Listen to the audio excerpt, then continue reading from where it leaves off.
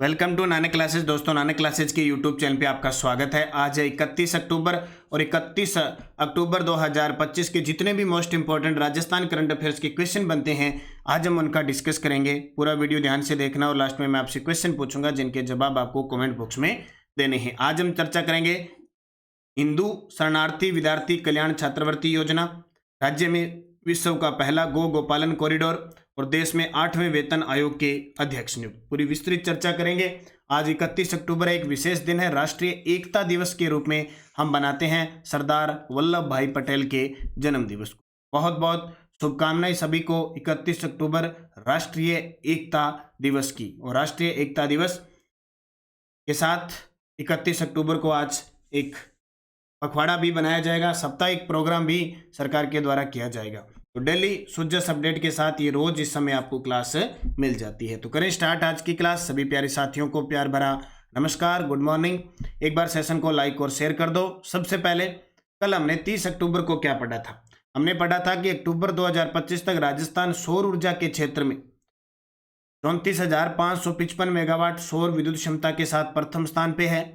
Society of petroleum geophysicist SPG India का 3 दिवसीय राष्ट्रीय सम्मेलन जयपुर में हुआ। राजस्थान महिला निधि योजना के विस्तार के लिए राज्य सरकार को 3,000 करोड़ की ऋण सुविधा एनसीडीसी ने दी। सड़क दुर्घटना दावों का त्वरित निपटान के लिए ईडीएआर पोर्टल किसने लॉन्च किया? बांसवाड़ा पुलिस ने। और फिर हमने पढ़ा मुस्कान पिपलोद, विजय श्री राठौड़ और सुशीला का संबंध किस खेल से है? रग्बी फुटबॉल से। प्रदेश में सरकारी स्कूलों में संचालित मिड डे मील योजना में आमजन की भागीदारी के तहत किस योजना को के तहत भोज करवाया जाएगा? तो श्री कृष्ण भोग। देखो, श्री कृष्ण भोग योजना मैंने कल डिटेल से बता दिया। कम से कम 20 ऐसे मैसेज थे कल कमेंट में कि सर आज बाल कल्याणकारी योजना नहीं करवाई। इसका मतलब आप पढ़ रहे हो, गुण नहीं रहे हो। आप पढ़ रहे हो, गुण रहे हो। ये कृष्ण भोग योजना बाल कल्याणकारी योजना तो है। इसका मतलब क्या है कि बच्चों को सप्ताह में या महीने में या कोई अलग से सामाजिक क्षेत्र में कोई आके या पारिवारिक समस्या से कोई भी है, अगर भोजन करवाएगा तो वो अलग से कोई भोजन करवाएगा, तो बालकों का ही फायदा है इसमें। ठीक है, ये बाल कल्याणकारी योजना ही है श्री कृष्ण भोग योजना। और आज 31 अक्टूबर है, तो आज राष्ट्रीय एकता दिवस के ऊपर पर विद्यालय जिस गाँव के अंदर, शहर के अंदर है, कोई भी आके कृष्ण भोग करवा सकता है। आपके गांव में छोटा स्कूल है 1 से 5वीं तक, 6 से 8वीं तक, क्योंकि 1 से 8 तक खिला सकते हो, तो 1 से 5वीं तक अगर स्कूल है तो आप ये काम जरूर करें। ठीक है, जरूरी नहीं कि आप कोई अलग ही चीज़ लाएं, आप अच्छा घर से खाना बना के उन्हें खिला सकते हैं। ये कृष्ण भोग योजना है। तो कल हमने इसकी डिटेल पढ़ी थी, कल हमने इसकी डिटेल पूरी पढ़ी थी। और इसकी quiz Telegram Nanak classes Shiv sir पर आ गई। और इसका टेस्ट जो ऐप के अंदर daily test, weekly test, monthly test होता है, उसमें टेस्ट आ गया। अब करें आज की क्लास की स्टार्ट। पहला प्रश्न, देश में 8वें वेतन आयोग के अध्यक्ष किसे बनाया गया? बहुत इंपॉर्टेंट है। अब ये चीजें आपके लिए इसलिए इंपॉर्टेंट है कि आप इसे मोटिवेट हो जाएं। केंद्र में 1 जनवरी 2026 से इसका फायदा मिलेगा। अब ये मत सोचना कि 18 महीने का आयोग बना है, ये सिफारिशें आएगी तो 1 जनवरी 2026 से इसका फायदा मिलेगा। और राज्य के अंदर 2027 में आ जाएगा। तो लगो, आप नौकरी लगो सारे और खूब सारी सैलरी, यानी अब जो सैलरी है उसका 2.5 गुना बढ़ जाएगी। आप सोच लो कितनी है। जिसकी 18,000 है वो 36,000 में पहुंच जाएगा, जिसकी 36,000 है वो 70,000 में पहुंच जाएगा। तो आप तैयारी करो, मेहनत करो, तब तक ये लगता है तब तक आप बेड़ा पार कर लो। तो देश में 8वें वेतन आयोग के अध्यक्ष किसे बनाया गया है? रंजना प्रकाश देसाई। सुप्रीम कोर्ट की पूर्व जस्टिस रंजना प्रसाद देसाई को 8वें वेतन आयोग के अध्यक्ष बनाया गया है। रामनाथ जी कोविंद पूर्व राष्ट्रपति भी रह चुके हैं। एक देश एक चुनाव समिति का गठन किया गया था, वो इनकी अध्यक्षता में। KR श्रीराम हमारे राजस्थान के 43वें मुख्य न्यायाधीश थे। और आलोक राज जी राज्य कर्मचारी चयन बोर्ड के अध्यक्ष हैं। तो भारत में पहली बार किसी महिला को वेतन आयोग की अध्यक्षता सौंपी गई है। सुप्रीम कोर्ट की पूर्व न्यायाधीश जस्टिस रंजना प्रकाश देसाई को 8वें वेतन आयोग का प्रमुख नियुक्त किया गया है। आयोग में IIM बेंगलुरु के प्रोफेसर पुलक घोष पार्ट टाइम मेंबर और पेट्रोलियम सचिव पंकज जैन मेंबर सेक्रेटरी होंगे। तो ये 1 जनवरी 2026 को से लागू होगा। अपनी 18 महीने बाद रिपोर्ट देंगे। फायदा 1 जनवरी 2026 से केंद्र में मिलना शुरू हो जाएगा। विश्व का पहला गोपालन कॉरिडोर कहां बनाया जा रहा है? विश्व का पहला गोपालन कॉरिडोर कहां बनाया जा रहा है? नंदगांव सिरोही के अंदर। कहां पे? नंदगांव सिरोही के अंदर विश्व का पहला गो गोपालन कॉरिडोर बनाया जा रहा है। नाथ द्वारा राजसमंद के अंदर विश्वास स्वरूपम भगवान शिव की सबसे बड़ी मूर्ति है और श्रीनाथ जी का मंदिर है। जयमलसर बीकानेर बालिका सैनिक स्कूल की स्थापना हुई है और नापला गांव बांसवाड़ा में है माही परमाणु ऊर्जा प्रोजेक्ट का शिलान्यास हुआ है। विश्व का पहला गोपालन कॉरिडोर नंदगांव मनोरमा गोलाक अभिनव ब्रज मंडल अर्बुदरणाय क्षेत्र में शिलान्यास सिक्किम के राज्यपाल ओम प्रकाश माथुर जो राजस्थान से बिलोंग करते हैं। जब शिलान्यास हुआ था उस समय संत महात्मा थे, उनके साथ स्वामी दत्त शरणानंद महाराज, परमहंस स्वामी प्रज्ञानंद जी महाराज, ठीक है, ये इनके साथ थे। अवसर गोपाष्टमी के दिन दृष्टिकोण आगामी 1000 वर्षों की परिकल्पना के साथ इसका निर्माण होगा। तो इसका कोई ज्यादा वर्ष नहीं बनेगा। याद रखना, विश्व का पहला गो गोपालन कॉरिडोर नंदगांव के अंदर सिरोही के अंदर स्थापित किया जाएगा। इसका शिलान्यास किया जा चुका है। मुख्य आकर्षण का केंद्र रहेगा भगवान गोवर्धन नाथ जी का मंदिर बनेगा, हनुमान जी और नर्मदेश्वर भगवान के मंदिर, ठीक है, ये आपको याद रखना है। इंपॉर्टेंट चीज आती है नंदगांव सिरोही की। जब सिरोही की बात आती है तो सिरोही का जो क्षेत्र है, अब माउंट आबू, वहां ब्रह्म कुमारी जी संस्थान है। माउंट आबू में ब्रह्म कुमारी संस्थान है, जहां भी हाल ही में वैश्विक शिखर सम्मेलन का आयोजन भी किया गया था।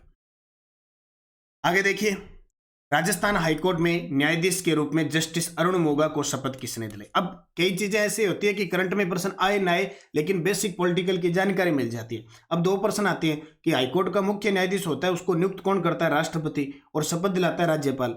जबकि जो न्यायाधीश होता है उसको नियुक्त तो राष्ट्रपति करता है, लेकिन शपथ जो दिलाता है ना, वो हाईकोर्ट का मुख्य न्यायाधीश दिलाता है। तो वर्तमान में कार्यवाहक है मुख्य न्यायाधीश संजीव प्रकाश शर्मा, SP शर्मा, उनके द्वारा जस्टिस अरुण मोगा को न्यायाधीश के रूप में शपथ दिलाई। ये प्रश्न हमारे लिए बन गया ना कि नियुक्ति राष्ट्रपति, शपथ न्यायाधीश को सीधा पूछे तो मुख्य न्यायाधीश शपथ दिलाता है। इसकी नियुक्ति राष्ट्रपति मुख्य न्यायाधीश की सिफारिश पर करता है और राष्ट्रपति मुख्य न्यायाधीश की जो नियुक्ति करता है ना, वो राज्यपाल की सिफारिश पर करता है, सलाह पर, ठीक है।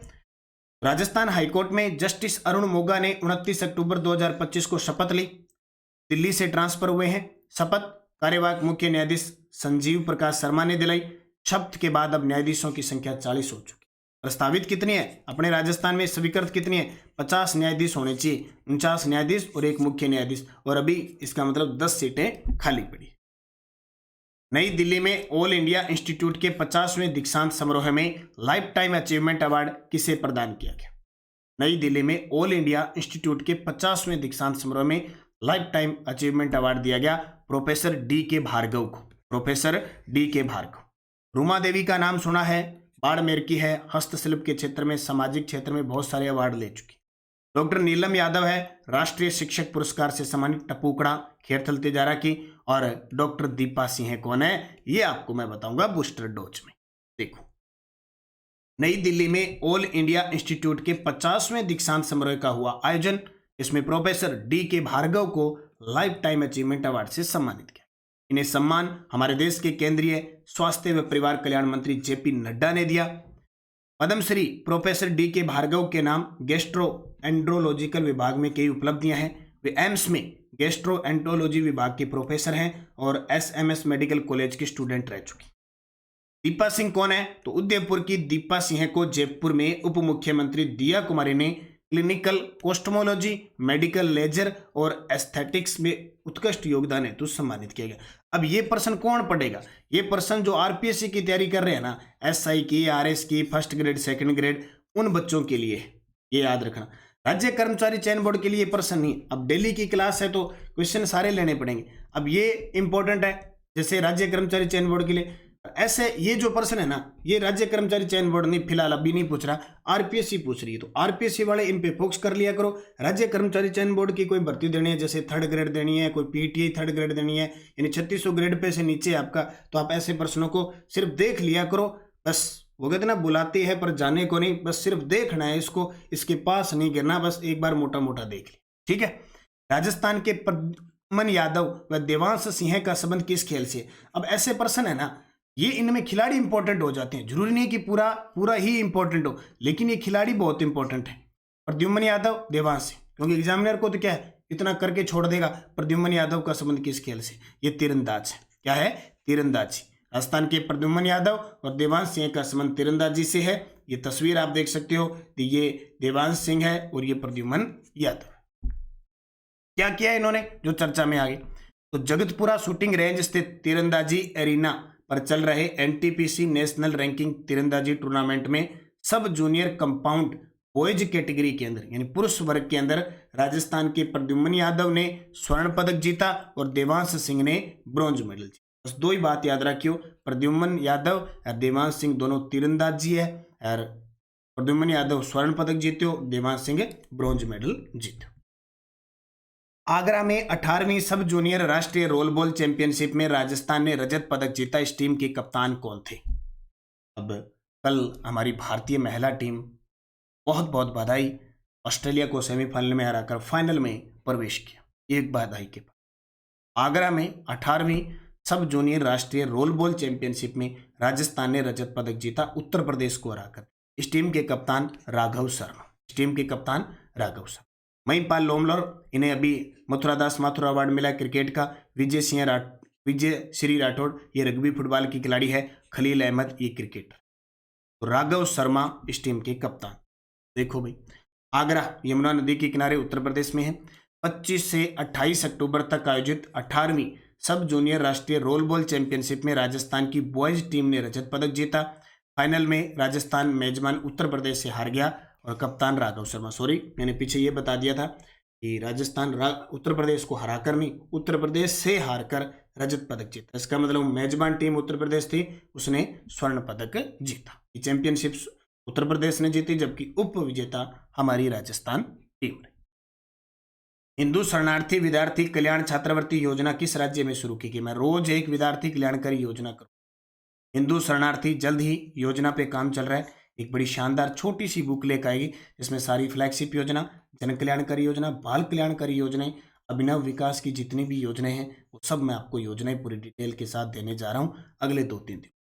हिंदू शरणार्थी विद्यार्थी कल्याण छात्रवृत्ति योजना राजस्थान सरकार ने शुरू की है। तो हिंदू शरणार्थी विद्यार्थी कल्याण छात्रवृत्ति योजना पहली बार हिंदू शरणार्थी जो है ना उनके लिए शुरू है, सभी हिंदुओं के लिए नहीं, हिंदू जो शरणार्थी है उनके लिए। यह छात्रवृत्ति कक्षा 1 से 12 तक के विद्यार्थियों को प्रदान की जाएगी जो राजकीय या राज्य सरकार से मान्यता प्राप्त विद्यालयों में अध्ययनरत हैं। छात्रवृत्ति पूर्व मैट्रिक छात्रवृत्ति यानी कक्षा 6 से 10 को 4,000 रुपये वार्षिक, पोस्ट मैट्रिक छात्रवृत्ति यानी कक्षा 11 और 12 को 5,000 रुपये वार्षिक दी। उद्देश्य हिंदू शरणार्थी परिवारों के बच्चों को शिक्षा में सहायता प्रदान करना। यह योजना शिक्षा के क्षेत्र में एक महत्वपूर्ण कदम है जो हिंदू शरणार्थियों के सामाजिक आर्थिक विकास में सहायक होगी। ठीक है, एक योजना जरूर आप पढ़ ला रहे हैं। सिम की डोज क्या कहती है? जयपुर और जोधपुर में भारत का सबसे बड़ा सरकारी डेटा सेंटर संचालित है।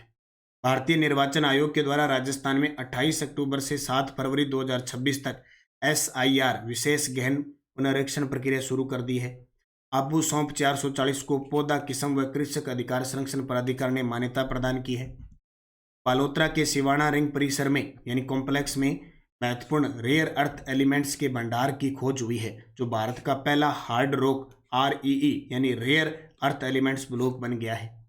शहरी व ग्रामीण सेवा शिविर में 18 विभागों की सेवाओं को एक ही छत के नीचे आमजन को उपलब्ध करवाई गई और जोधपुर के लाल सागर वन खंड में मातृ वन की स्थापना की। ये प्रश्न या तो हमने पहले नॉर्मल तरीके से पढ़े नहीं या सुजस की अपडेट है। अब ये प्रश्न सारे सुजस के हैं। पिछले 2 दिनों में सुजस में जो भी सरकार के द्वारा बातें की, क्योंकि यहाँ से जो क्वेश्चन है वो सीधा टपक सकता है क्योंकि इतना बड़ा प्रश्न होता है हम देख नहीं पाते, लेकिन इंपॉर्टेंट चीज़ वहाँ से बारीकी से लिखा हुआ मिलता है, उसको ढंग से पूरा पढ़े ना तो निकलता है। अब कल के में जयपुर जोधपुर में भारत का सबसे बड़ा सरकारी डेटा सेंटर ये निकला, एक ये शहरी क्षेत्र वाला निकला, तो ऐसी चीज़ें निकलती।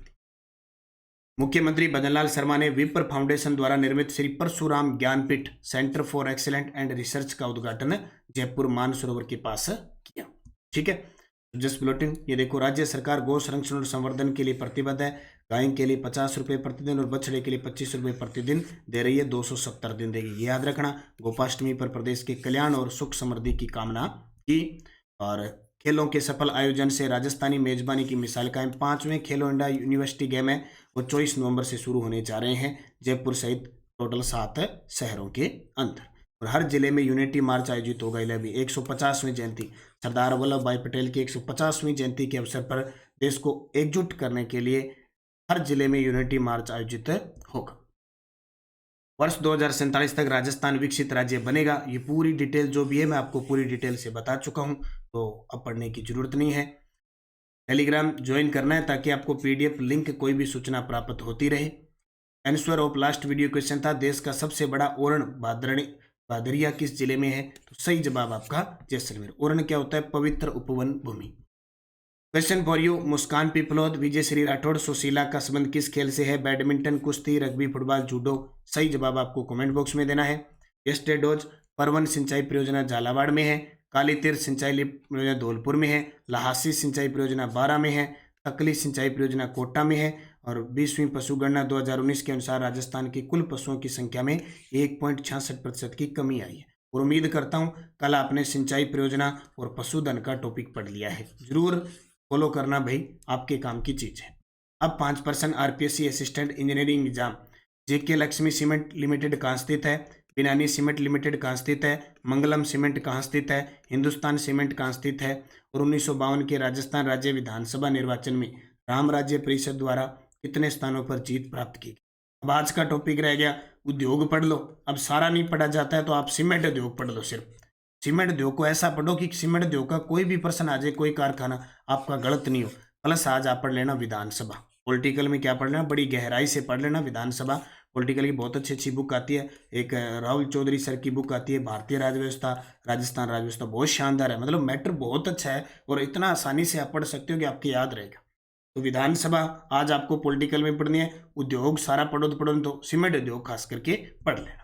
और जाते जाते वीडियो को लाइक, शेयर और सब्सक्राइब कर लेना सभी साथी। नानक क्लासेज ऐप में कॉलेज व्याख्याता के 3rd पेपर की टेस्ट सीरीज वीडियो कोर्स चल रहा है। L1 का टेस्ट सीरीज वीडियो कोर्स चल रहा है। L1 के मॉडल पेपर उपलब्ध है रंगीन OMR सीट सहित L1 L2 दोनों के। तो आप L1 वाले L2 वाले मॉडल पेपर लाके उनका अभ्यास जरूर करें। स्कूल व्याख्याता की टास्क सीरीज शुरू हो चुकी है। एक टेस्ट हो चुका है, कुल 18 टेस्ट मिलेंगे नवीनतम पैटर्न पर। और करंट अफेयर्स की त्रैमासिक है, 6 मंथ है। और शिक्षा मनोविज्ञान की प्रश्न बैंक उपलब्ध है। आर्थिक समीक्षा उपलब्ध है। 1st ग्रेड का वीडियो कोर्स और 2nd ग्रेड का वीडियो कोर्स उपलब्ध है। तो निरंतरता बनाए रखो, मेहनत करो खूब, निश्चित आपको सफलता मिलेगी। और इसका टेस्ट आज आपको daily test, weekly test, monthly test में डेली टेस्ट रोज 5 बजे से पहले प्राप्त हो जाता है। उसको पढ़ते रखो, मेहनत करो और खूब पढ़ाई करो। और याद रखो 8वां वेतन आयोग लगेगा, उससे पहले पहले सभी को नौकरी लगना है। धन्यवाद। जय हिंद, जय भारत, जय राजस्थान।